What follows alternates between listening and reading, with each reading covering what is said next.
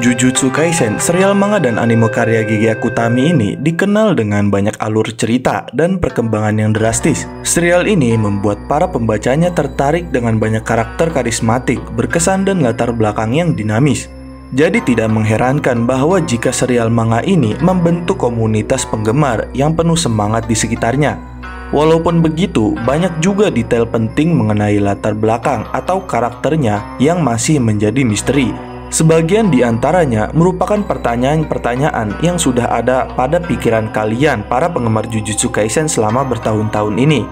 Dan tentu saja teka-teki yang menarik itu menciptakan spekulasi yang tidak berkesudahan tentang masa lalu tokoh-tokoh seperti contohnya Ryomen Sukuna atau Kenjaku dan nasib mereka di masa depan nanti.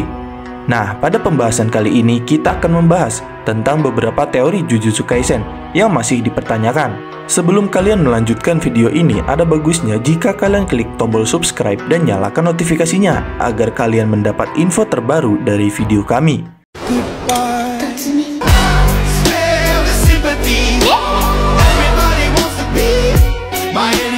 Yang pertama, sekilas tentang masa lalu Rika Orimoto yang membunuh orang tuanya. Rika Orimoto adalah karakter yang cukup menonjol di Jujutsu Kaisen Movie Zero, di mana arc karakternya disajikan secara tragis karena dia terikat dengan Yuta akibat teknik terkutuknya.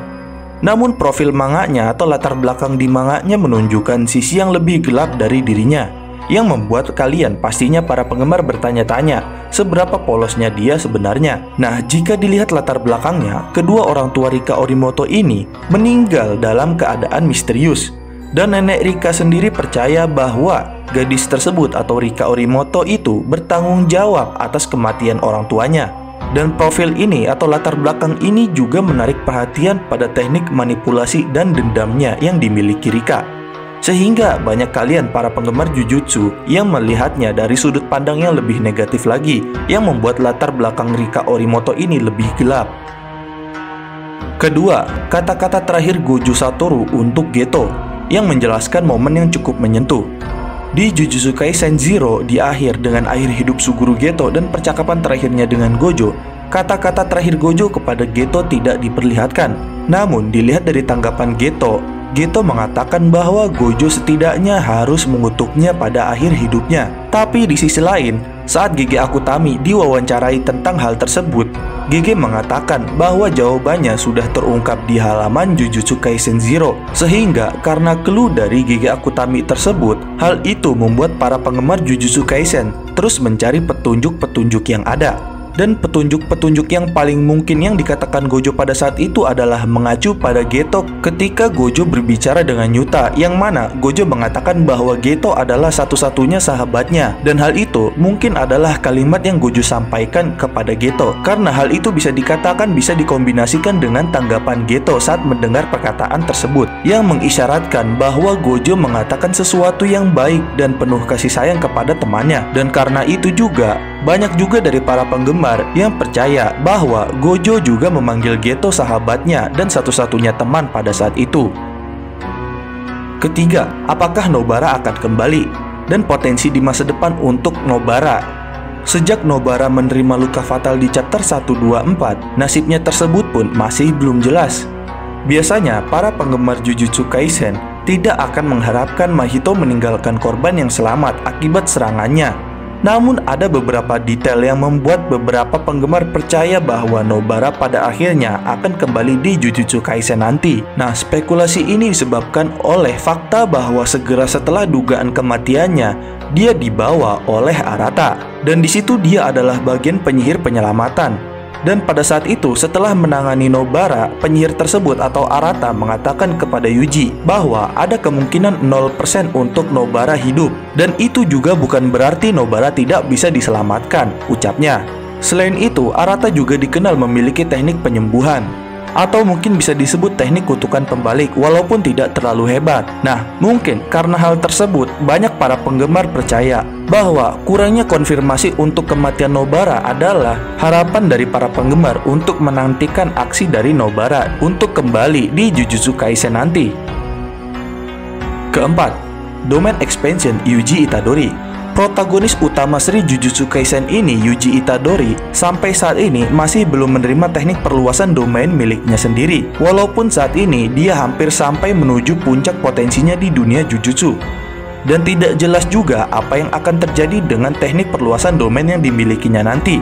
Tetapi para penggemar pastinya bertanya-tanya apakah itu akan terkait dengan teknik milik Ryomen Sukuna. Dan karena itu, konsep yang sering didiskusikan antara para penggemar Jujutsu adalah mungkin saja Itadori akan mendapatkan konsep yang sering dibicarakan di kalangan para penggemar, yaitu adalah teknik domain expansion, kuil kebajikan atau kuil surga, yaitu domain expansion untuk mengimbangi kuil jahat milik Sukuna. Dan domain expansion Yuji ini kemungkinan besar mungkin akan menjadi kunci utama untuk mengalahkan Sukuna. Kelima, Sukuna memakan kembarannya di masa lalu. Latar belakang Ryomen Sukuna adalah salah satu misteri utama latarnya, dengan banyak para fans Jujutsu Kaisen yang berteori tentang asal-usulnya. Nah, beberapa orang melihat legenda Ryomen Sukuna ini yang asli sebagai inspirasi dari Ryomen Sukuna di Jujutsu Kaisen. Tapi sementara yang lainnya fokus pada penampilannya dan petunjuk yang kemungkinan terungkap. Nah, nama Sukuna ini jika diterjemahkan ke bahasa Latin itu akan berarti roh kembar. Di sisi lain, Sukuna memiliki 4 tangan dan 2 pasang mata yang mendukung hal itu. Ditambah lagi dengan dia yang dikonfirmasi sebagai kanibal, banyak para fans Jujutsu Kaisen berteori bahwa Sukuna telah membunuh saudara kembarnya sendiri di masa lalu, yang mungkin menjadi momen penting dalam perjalanannya untuk menjadi Raja Kutukan, yang membuatnya mendapat 4 mata dan 4 lengan. Keenam, Sukuna dan Yuji terhubung satu sama lain. Yuji Itadori dan Ryomen Sukuna telah terhubung sejak chapter pertama Jujutsu Kaisen. Tetapi apakah ikatan mereka tersebut lebih dari sekedar Yuji yang hanya menjadi wadah Sukuna? Nah, banyak para penggemar dari Jujutsu Kaisen juga yang menunjukkan kemiripan mencolok antara Yuji dan kemiripan kakeknya dengan penampilan asli dari Sukuna. Hal ini membuat para penggemar pastinya berteori tentang hubungan Yuji Itadori dengan Sukuna. Tapi meskipun Gege Akutami menyatakan bahwa Sukuna tidak pernah memiliki istri atau anak, masih ada kemungkinan bahwa Yuji ini memiliki hubungan keluarga dengan saudara kembar Sukuna, sehingga itu merupakan keturunan jauh dalam garis keturunan Sukuna. Dan kemungkinan itulah di antara Yuji dan Sukuna yang membuat para penggemar selalu berteori. Ketujuh, Yuji adalah jari Sukuna. Dari seluruh jari Sukuna, hanya satu yang belum ditemukan dan dikonsumsi oleh Sukuna. Tapi karena satu jari tersebut tidak ditemukan Sukuna, maka sebagai pengganti jarinya tersebut, Sukuna memakan mumi biksu yang diberikan oleh Kenjaku. Tapi di sisi lain, lokasi tentang jari terakhir Sukuna sampai saat ini masih belum diketahui, sehingga hal itu menyebabkan para penggemar merenungkan apa yang mungkin terjadi. Salah satu teori menyatakan bahwa jari Sukuna ada pada Gojo Satoru. Tapi sayangnya karena Gojo Satoru telah meninggal, masih belum ada tanda-tanda bahwa jari Sukuna ada pada Gojo Satoru. Namun di lain sisi ada teori yang menyatakan tentang jari Sukuna yang terakhir ini, bahwa Kenjaku lah yang telah menggunakan jarinya tersebut untuk menciptakan Yuji Itadori ketika dia merasuki tubuh Kaori Itadori, ibunya Yuji. Nah, beberapa fakta ini bisa mengisyaratkan hal tersebut. Salah satunya, Kenjaku juga diketahui pernah memiliki semua jari Sukuna pada suatu titik. Dan Kenjaku juga secara aneh menyebut Yuji sebagai itu dalam kutip 2 ketika berbicara dengan Choso. Dan itu adalah sesuatu yang tidak pernah Kenjaku lakukan ketika berbicara dengan orang lain. Nah, detail-detail tersebut menyebabkan para penggemar curiga bahwa mungkin ada lebih banyak asal-usul Yuji Itadori daripada yang terlihat di manganya. Maka dari itu teori ini adalah salah satu yang paling mungkin. Dan demikian adalah pembahasan mengenai teori-teori yang ada di Jujutsu Kaisen hingga saat ini.